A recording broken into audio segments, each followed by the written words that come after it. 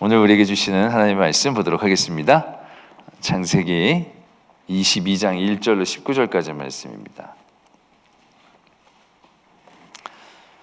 제가 지금 있는 구약 성경 27면에 있는 창세기 22장 1절로 19절까지 말씀 저와 여러분들이 한 절씩 교독드리도록 하겠습니다. 그 일 후에 하나님이 아브라함을 시험하시려고 그를 부르시되 아브라함아 하시니 그가 이르시되 내가 여기 있나이다.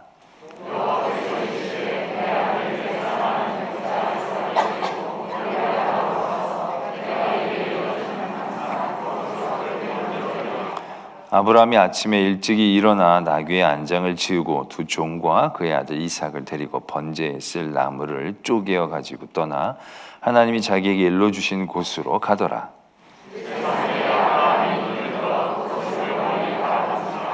이에 아브라함이 종들에게 이르되 너희는 나귀와 함께 여기 기다리라. 내가 아이와 함께 저기 가서 예배하고 우리가 너희에게로 돌아오리라 하고,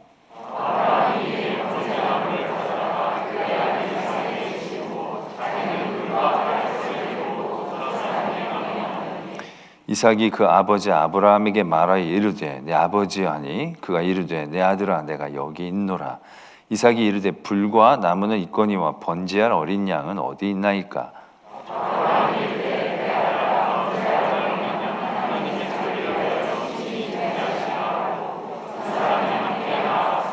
하나님이 그에게 일러주신 곳에 이른지라. 이에 아브라함이 그곳에 제단을 쌓고 나무를 버려놓고 그의 아들 이삭을 결박하여 제단 나무 위에 놓고 여호와의 사자가 하늘에서부터 그를 불러 이르시되 아브라함아 아브라함아 하시는지라. 아브라함이 이르되 내가 여기 있나이다 하매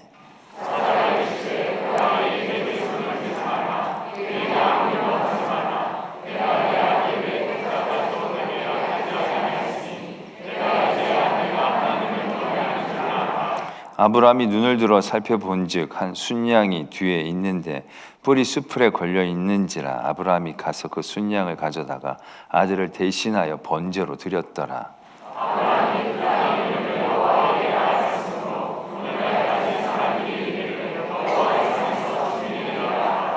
여호와의 사자가 하늘에서부터 두 번째 아브라함을 불러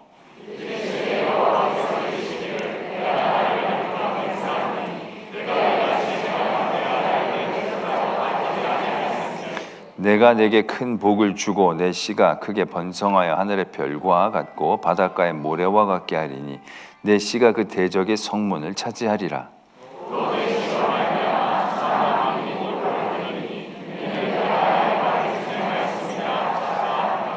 함께 이에 아브라함이 그의 종들로 돌아가서 함께 떠나 부엘세바에 이르러 저기 거주하였더라.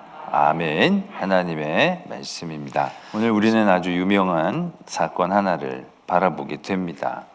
아브라함이 그 아들 이삭을 바치려고 했던 굉장히 중요한 믿음의 결단의 일들을 만나게 됩니다. 이 일로 인하여서 아브라함은 이제 비로소 네가 나를 경외하는 줄 알았다라는 인정을 받게 되고 믿음의 조상임이 확 언되게 되어지죠. 그리고 나서 다시금 그에게 복이 선포가 됩니다. 네 자손을 하늘의 별처럼 바다의 모래처럼. 아브라함이 이런 복을 받는 게 7번째입니다. 그리고 이제 마지막입니다. 더 이상은 이런 복이 필요 없을 정도로 확실하게 그에게 복이 임하게 되어지는 사건을 만나게 되죠. 그도 그럴 것이 참으로 쉽지 않은 일들을 해냈지 않습니까? 우리가 아무리 이 사건을 다시 한번 생각하고 다시 한번 생각하면 할수록 참 쉽지 않았겠다라는 생각들을 안 할 수가 없죠. 100살에 그렇게 얻은, 정말로 간절하게 얻은 자녀, 그 자녀 때문에 그 이전에 있었던 자녀까지도 쫓아버리고 딱 단 하나 달랑 남겨놓았던 그 모든 자신의 복의 결정체라고 얘기할 수 있죠. 뭐가 되려고 해도 이 아이가 있어야 이제 되는 그런 상황 가운데서 하나님은 참으로 가혹하게도 그 아들을 원하셨다는 얘기죠. 그러나 그런 가운데 아브라함은 거침없이 그 하나님의 말씀을 순종하지 않습니까? 1절에 보면 하나님께서 시험하려고 부르시고 번제로 드리라고 얘기했더니 3절에 아침 일찍이 일어나서 그 모든 준비를 행하고 3일길을 쉬지 않고 갔다라는 거죠. 그 집에서 산까지가 거의 한 80km 정도 된다고 보니까 3일길이라고 했다면 열심히 갔다고 생각할 수 있습니다. 하루에 20km 걷는 게 쉽지 않거든요. 그러니까 거의 쉬지 않고 열심히 태만하지 않고 걸었다라고 생각할 수 있는 대목이다라는 얘기죠. 그리고 나서 그 다음에서도 별로 거침이 없지 않습니까? 종들은 남겨두고 아이에게 땔감을 짊어지게 하고 자기는 불과 칼을 들고 바로 이제 올라가죠. 올라가면서 또 대화를 나누고 그 다음엔 바로 그 아이를 결박을 하고 이제 그 아이를 드리려고 이제 준비하는 그러한 1절에서부터 9절까지 10절까지의 모든 그런 흐름들이 뭐 하나 고민이나 멈칫거림이나 또 다른 여운 없이 그대로 진행이 되어지죠. 그래서 11절에 보면 하나님께서 아브라함을 부르신 이제 2번이나 이제 급하게 부르실 정도로 그 행동을 급하게 제지하려고 하시는 그런 느낌이 확 들죠. 만약에 아브라함이 그렇게 이제 막 뜸을 들였으면 아브라함아 한 번만 얘기해도 됐을 터인데 뭐 아브라함이 거침없이 그 일들이 진행되니까 아브라함아 이제 그 일들을 부르시면서 막으시죠. 그러면서 이제 어떻게 보면 아브라함의 그런 모든 시험은 극복이 되어지고 하나님께서는 이제 네가 이제야 나를 경외하는 줄 알았다라고 얘기하시면서 그에게 이제 복을 주시는 여호와 이레의 하나님이심이 고백되어지는 놀라운 은혜로 이제 바뀌어지는 것을 우리는 이제 바라보게 됩니다. 우리는 여기에서 다시 한번 진짜 아브라함은 믿음의 조상이 될 법하다, 될 만하다. 이제 그런 생각들을 충분히 갖게 되죠. 그러나 우리는 이 대목에서 하나님께서 왜 이러한 시험을 아브라함에게 하셨을까?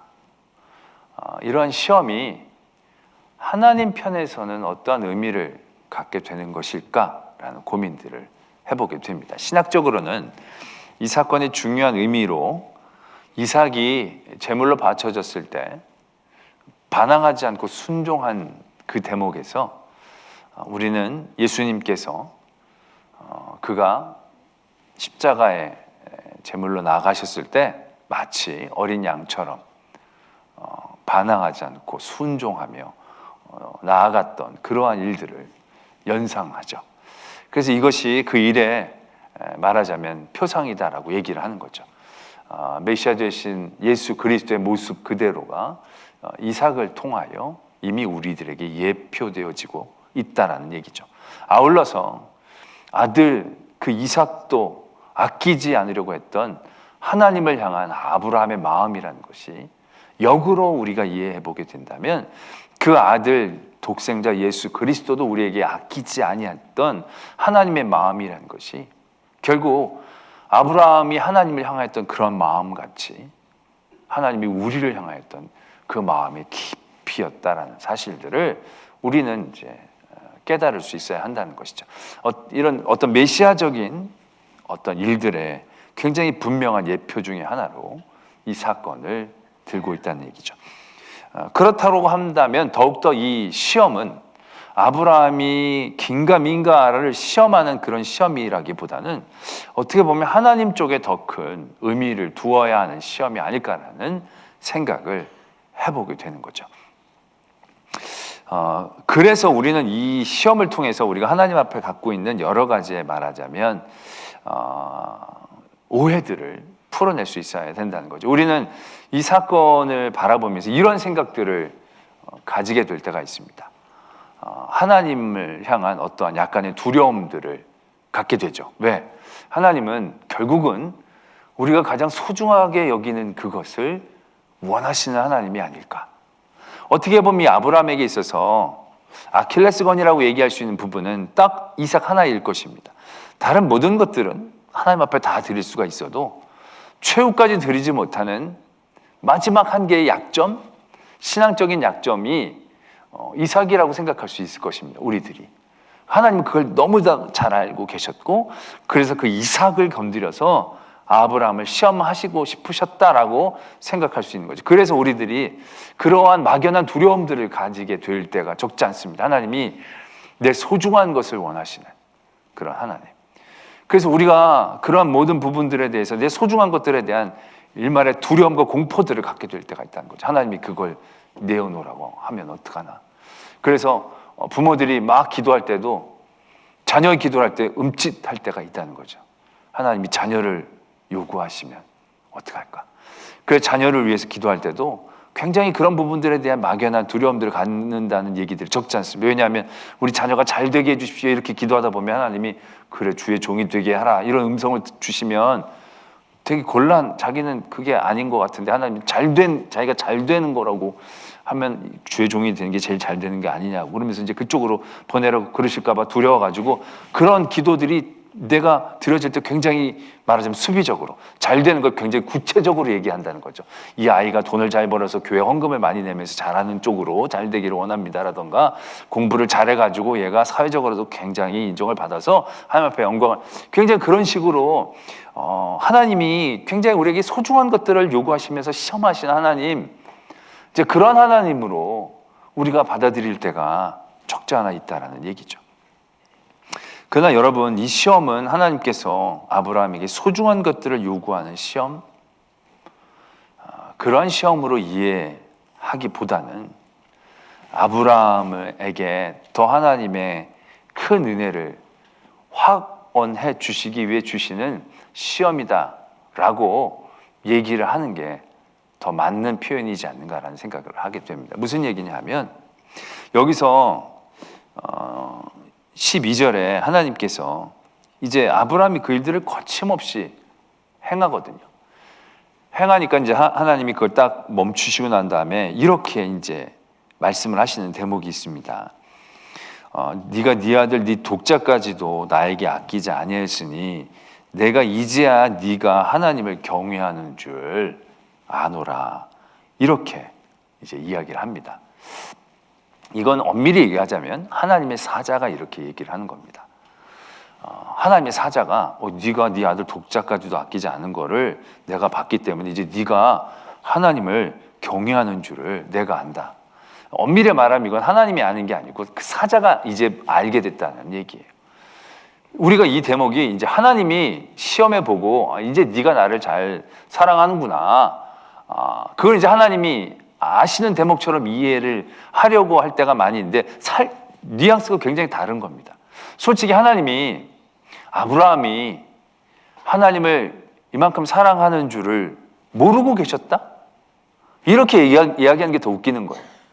왜? 하나님은 전지하신 분이지 않습니까? 하나님은 다 알고 계시는 거예요. 그 마음의 연약함과 중심을 다 알고 계세요. 솔직히 이제야 네가 하나님을 사랑하는 줄을 알았다. 이건 하나님이 안다라기보다는 그 사자가 알았다고 얘기하는 게 맞아요. 하나님은 이미 그 아브라함의 마음을 알고 계신다라는 얘기죠. 오히려 이 대목에서 더 분명한 건 아브라함이 하나님을 어떻게 사랑하는지를 알았다기보다는 아브라함이 하나님이 어떠한 어떠한 분이시라는 것인가를 더 분명히 알게 되어지는 대목이라는 거죠. 왜냐하면 처음에 하나님이 이삭을 바치라고 하셨을 때 이삭의 믿음은 이런 믿음이에요. 그 히브리에서도 나타나고 있지만 이삭을 100세에서도 이삭을 주신 하나님이시니까 이삭을 죽여도 하나님은 이삭을 다시 살리실 수 있는 하나님. 아브라함의 믿음은 그런 믿음이었어요. 근데 그런 아브라함이 그런 믿음을 가지고 일들을 거침없이 진행하시는 거예요. 아마 그러면서도 죽여도 하나님 살려주실 거야 라고 생각을 해도 그 마음 가운데 어떤 마음이 들었겠습니까? 그래도 그렇지 어떻게 이삭을 또 요구하시느냐. 한켠에 그런 마음이 없지 않아 있었을 것입니다. 그런데 그런 가운데 그가 쭉 갔다가 이제 이삭을 잡으려고 손을 들 때 하나님의 사자가 아브라함아 하고 딱 멈추게 하신다는 거죠. 그때 아브라함이 어떤 마음을 갖게 게 됐을까요? 아마 이런 마음이었을 것 같습니다. 거치 빨리 죽여, 빨리 살아라, 빨리 죽일 테니까 빨리 살아, 이렇게 하는데 갑자기 아브라함아 그랬더니 그러면 그렇지. 아브라함의 그런 마음이 분명히 들지 않았을까라는 생각들을 하게 됩니다. 에이, 그러면 그렇지. 죽여도 살리시겠지만 하나님이 정말 죽이시는 것까지 원하시는 건 아닌 그런 하나님이심을 아마 아브라함은 깨닫지 않았을까. 그래서 내가 비로소 네가 하나님을 경외하는 줄 알았다. 이건 사자의 깨달음이고 하나님, 이 아브라함의 편에서 이제야 하나님이 나를 너무 사랑하시는 하나님이신 걸 알았다는 거죠. 그리고 나서 어떠한 고백이 있게 됩니까? 순양이 있고 순양을 제사로 드린 다음에 그가 여호와 이레의 하나님을 찬양하죠.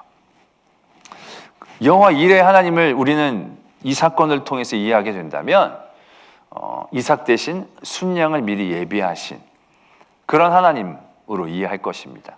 그러나 단순히 준비하신 하나님의 준비하여 주심은 순양만이 아니라는 얘기죠. 순양만 달랑 준비하는 게 아니라 어찌 보면 그렇게 할 수 있는 아브라함의 믿음조차도 하나님은 이미 예비하신 하나님이시지 않는가. 우리는 그것을 다시 한번 깨닫게 되는 거죠. 우리가 22장 이전에 어떤 사건이 있었느냐 하면 아비멜렉이 뜬금없이 이 아브라함을 찾아오죠. 그리고 나서 그가 이렇게 그의 입술로 고백을 합니다. 네가 무슨 일을 하든지 하나님이 너와 함께 계시는구나. 이제 이렇게 고백을 하는 거죠.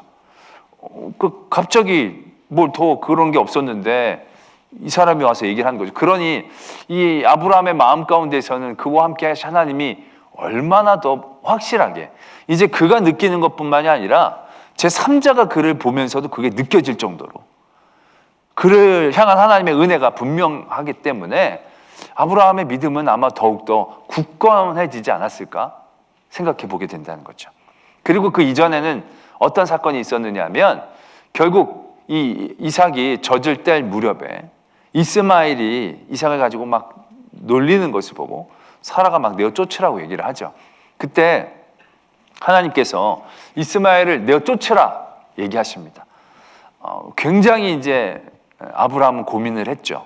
그것을 괴로워하고 있었는데 하나님이 내보내라고 얘기합니다. 내보내라고 얘기하면서 그냥 물 좀 주고 식량 좀 주고 그냥 내보낸 거예요. 재산도 많은 아브라함이 뭐 이렇게 많이 딸려주고 그런 게 아니라 달랑 죽으라고 나가라는 것처럼 내보낸 거예요.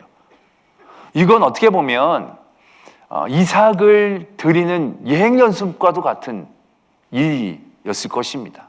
이 아브라함에게는 그 아들조차도 내보내는 것이 절대 쉬운 일이 아니었을 것이고 그 아들을 내보낸다고 하더라도 그건 내보내는 게 아니라 분가의 형식으로 아마 줬어야 했다라는 얘기죠. 근데 아브라함이 이 이스마엘을 내보내는 건요 거의 이삭을 제물로 바치는 그것에 준하는 행동들이었다는 거죠. 하나님은 그걸 그렇게 아브라함에게 주문하신 거예요. 그때 아브라함도 무척 괴로웠겠지만 바로 하나님께서 그에게 그렇게 하라고 얘기하신 그 다음 아침 일찍이 그것도 아브라함이 아침에 일찍이 일어나 떡과 물 한 가죽 부대를 가져다가 하갈의 어깨에 메어주고 그 아이를 데리고 나가게 하는 거죠. 이것도 정말 그 뒷모습이 말도 못하지 않겠습니까? 아무리 그래도 어떻게 보면 이게 이삭의 예행 연습과도 같은 거죠. 근데 그 뒤에 어떻게 됩니까? 이 하갈과 이스마엘이 죽지 않은 거예요. 산 거예요. 잘 자란 거예요. 아브라함은 그것을 또한 분명히 보았을 거예요. 하나님이 그들을 살리시고 그와 함께 하신다는 사실을 분명히 보았을 것이라는 거예요. 시간적 흐름이 하나님께서 이삭을 바치라고 했던 이 시간적 흐름이 적어도 이삭이 10대 초중반에 가까운 나이라고 다들 추정을 합니다. 그럼 벌써 이스마엘을 내쫓고 나서 적어도 한 10여 년의 시간들을 걸쳐온 거죠. 그 시간들에 이스마엘이 죽지 않고 살아서 그의 역할들을 감당하면서 살아나고 있는 것들을 아브라함이 보고 있는 것이죠. 그러다 결정적인 건 결국 그 이전에 하나님께서 100세의 사라에게 이 아브라함에게 이삭을 주신 일이지 않습니까? 이 일련의 일들이 어떻게 보면 하나님께서 아브라함의 믿음을 조금씩 세워가시는 은혜의 여정이었다는 얘기죠. 아브라함에게는 굉장히 쉽지 않은 시간들이었겠지만 결국 100살까지 기다렸던 그에게 약속의 아들이 태어났고, 그래서 믿음이 한층 자랐고, 그 이전에 자기의 실수로 하나님 앞에서의 잘못된 모습으로 태어난 아들 이스마엘이었지만 하나님께서 그를 내보내라고 얘기하십니다. 그러면서 이렇게 말씀하시죠. 그도 내가 지켜주겠다는 거죠. 여종의 아들도 내 신이 내가 그로 한 민족을 이루게 해주겠다. 하나님이 분명히 그렇게 약속을 해주셔서 정말 애를 제물로 내보내다시피 광야에 엄마랑 어린 아들을 물 한 모금 그 떡 한 조각 주고 내보냈는데, 걔네들이 거기서 하나님의 은혜를 받는 걸 보는 거죠, 아브라함이. 그러면서 그 안에서 아브라함의 하나님을 향한 믿음이 또다시 자라날 수밖에 없는 거죠. 거기서 믿음이 또한 커지게 되는 거죠. 그런 가운데 이제는 아비멜렉이 와가지고 그에게 아주 선언하고 고백해 주는 거죠. 야, 내가 봤더니 너 하나님이 함께 하신다. 하나님이 함께 하시지 않으면 이렇게 할 수가 없다. 라고까지 얘기해 주면서 아브라함의 믿음이 잘 말하자면 일종의 빌드업 되어질 수 있는 과정들이 쫙 이제 진행이 되어지는 거죠. 그리고 나서 하나님께서 아브라함을 시험하시려고 했다라는 거죠. 하나님은 아브라함이 이 시험을 감당할까 하지 못할까를 알아보시기 위해 시험하시는 하나님이 아니시다라는 겁니다. 하나님의 시험은요, 감당하지 못할 시험을 주시는 일이 절대 없으시다는 거죠. 하나님의 시험은 그 시험을 통하여 하나님이 어떠한 하나님이신지 그에게 더욱더 확실하게 세워주시고자 하시는 하나님의 은혜의 과정이다라는 사실들을 우리는 이미 잘 알고 있다는 얘기죠. 그러니까 우리는 이 사건에서도 하나님이 아브라함에게는 이삭이 약점이니까 이삭을 하나님께서 건드리시는구나. 쉽지 않은 건데 아브라함은 잘 이겨냈구나. 나에겐 약점이 뭘까? 두려워하면서 하나님의 시험을 걱정하면서 우리가 받아들일 필요가 없다라는 얘기죠. 때로는 나에게 그런 시험이 있을지라 할지라도 그 시험을 주신 하나님의 진심을 우리는 알아야 한다는 겁니다. 하나님이 뜬금없이 가만히 있다가 이삭을 바치라고 하신 게 아니라는 거죠. 하나님은 그런 모든 일들을 잘 세워나가셨던 겁니다. 그리고 아브라함에게 그러한 믿음이 있음을 보고, 그리고 하나님이 결국 하나님이 그에게 주시고자 하시는 마지막 축복을 확언하기 위하여, 더욱더 확실하게 하시기 위해서 이 일들을 진행케 하신다는 거죠. 하나님의 예상대로 아브라함은 이 시험이 그렇게 어려워 보이지는 않습니다. 굉장히 어렵게 다가올 수도 있겠지.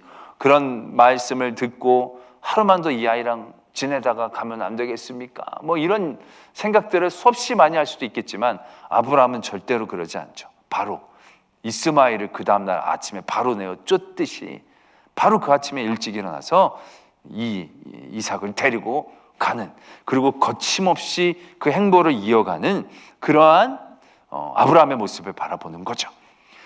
그런 가운데 마지막으로 하나님은 다시금 아브라함을 말리시죠. 하나님의 사자를 통해서 말리십니다. 그 일련의 일들을 통해서 하나님이 이제 아브라함이 나를 진짜 사랑하는 걸 내가 이제 알겠다 라는 포인트라기보다는 아브라함이 하나님은 절대로 나에게 악한 것을 주시지 않는, 나에게 나쁜 것들로 베푸지 아니하시고 나에게 가장 좋고 선한 길로 인도하시는 하나님이시다라는 사실을 이제 비로소 깨달았겠죠. 이 이전에 아브라함은 이삭을 죽여도 이삭을 다시 살리실 수 있는 그런 하나님이심을 믿은 겁니다. 어떻게 보면 하나님의 능력을 믿은 거죠.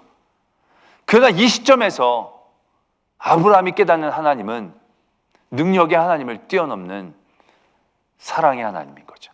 이제 하나님이 어떠한 하나님이시 그에게 굉장히 친근하고 편안하게 다가갈 수 있는 그런 하나님의 모습이 되어질 수 있겠죠. 그래서 그가 그렇게 고백을 하는 거죠. 모든 것이 하나님께서 예비하셨구나. 여호와 이레의 하나님이시구나. 이삭을 대신할 양도,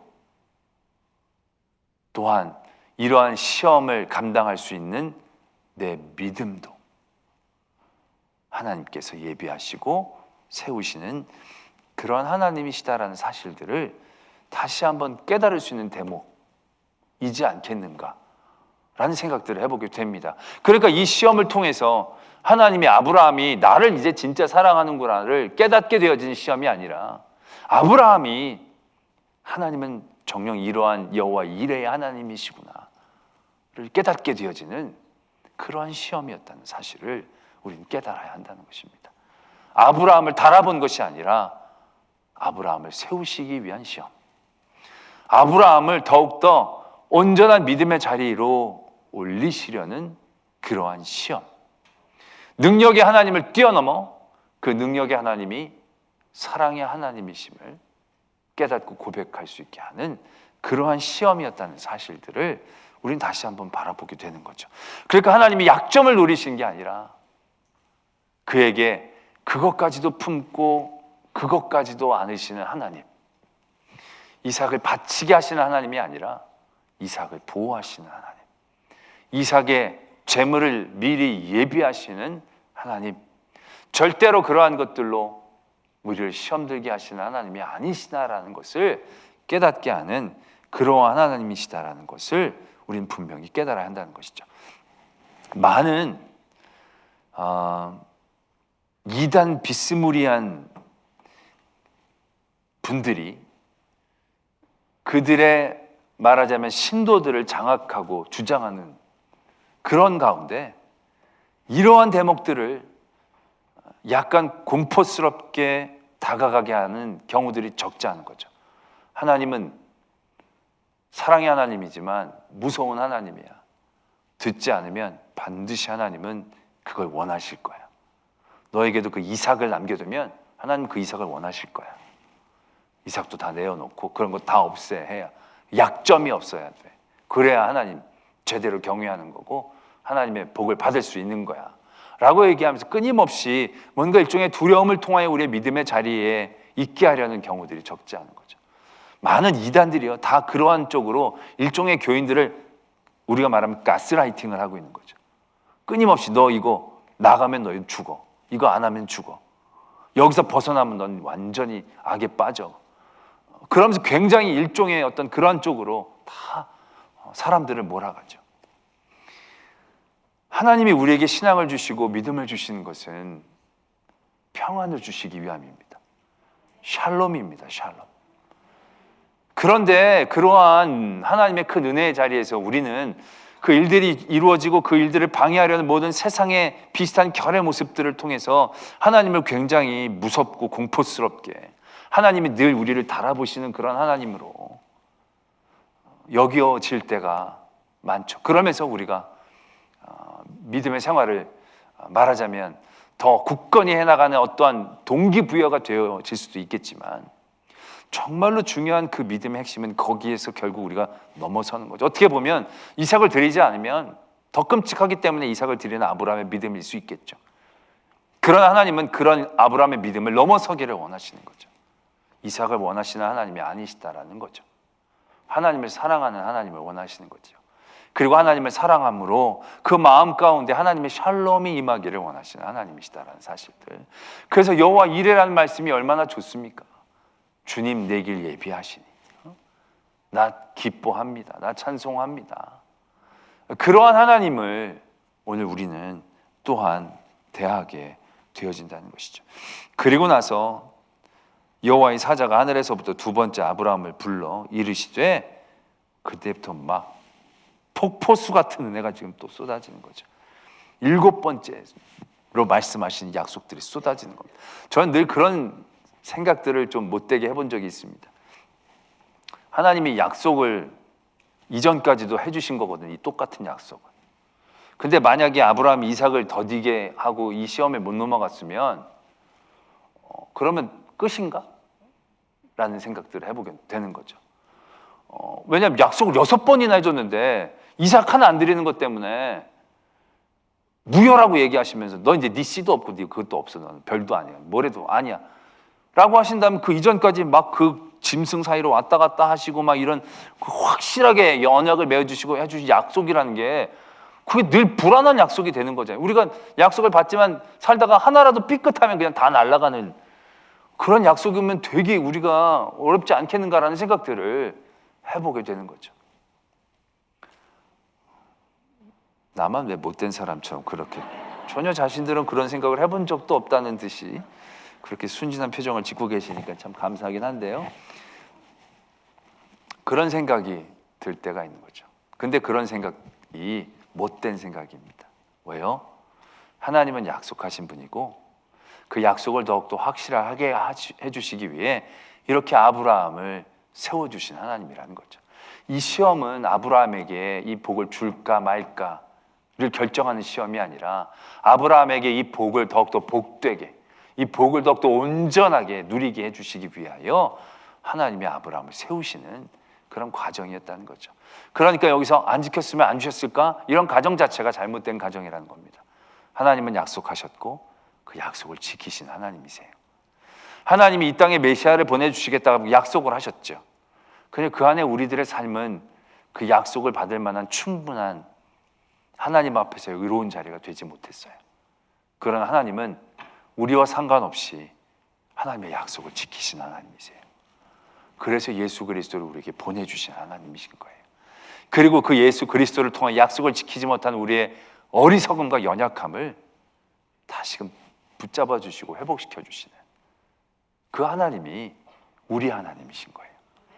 늘 한 번마다 시험을 해서 떨어지면 끝 하시는 게 아니라 그 시험을 통해서 우리를 다시금 연단하시고 세우시고, 그래서 더 정금처럼 주의 은혜를 온전히 누릴 수 있는 성도로 삼아주시는 하나님. 감당할 수 있는 시험만 주시고 그 시험을 감당할 수 없을 쯤에 피할 길을 내사 하나님의 은혜를 더욱더 깊이 깨닫게 하시는 하나님. 그 하나님으로 말미암아 주님의 그 주신 귀한 약속들을 더욱더 온전히 누리게 해주시는 하나님. 그래서 여호와 이레 하나님이 우리의 하나님이시다라는 것입니다. 하나님이 그런 하나님이니까 막 살아도 되겠네 라고 생각하시면 그 하나님을 느낄 수 없습니다. 그런 하나님을 나중에 다시 붙잡을 수가 없습니다. 하나님 우리에게 주시는 은혜를 내가 온전히 누릴 수 있는 준비가 되어지지 못해서 그 은혜의 자리를 진정으로 누리지 못할 수도 있습니다. 그러한 연약함까지도 하나님께서 깨뜨리시고 우리를 늘 부르시지만 우리가 그 부르심에 응답하고 그 하나님을 향한 시선을 내려놓는다면 하나님이 우리를 향한 그 한없는 사랑, 예수 그리스도의 그 피 흘리심도 우리에게 너무나도 그림의 떡과 같은 안타까운 일들이 될 수도 있습니다. 우리가 이 사랑의 하나님이 이러한 하나님이시다라는 것을 끝까지 붙잡고 여러 상황들 가운데에서도 낙심하지 말고 그 하나님, 여호와 이레 하나님을 바라보면서 달려갈 수 있는 저와 여러분들이 되어지기를 소망합니다.